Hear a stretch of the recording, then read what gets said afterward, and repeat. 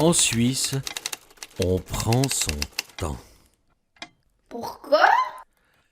Parce que la Suisse est un petit pays qui se situe dans la Confédération helvétique et qui a pour capitale Berne, construite dans un méandre d'une rivière qui s'appelle l'Aar, avec 2 A.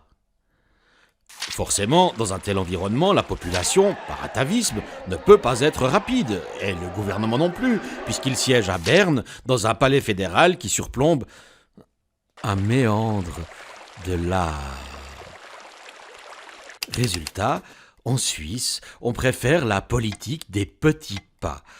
On pèse le pour, on pèse le contre, on compare et on avance d'un petit pas. Ou pas.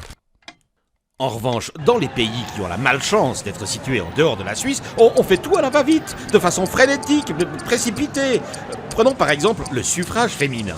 La Finlande a donné le droit de vote aux femmes en 1906 déjà, la Suède en 1919, l'Autriche en 1920, la Mongolie en 1920, le Royaume-Uni en 1928, la France en 1944.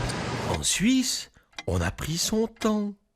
On a voté sur la question en 1959.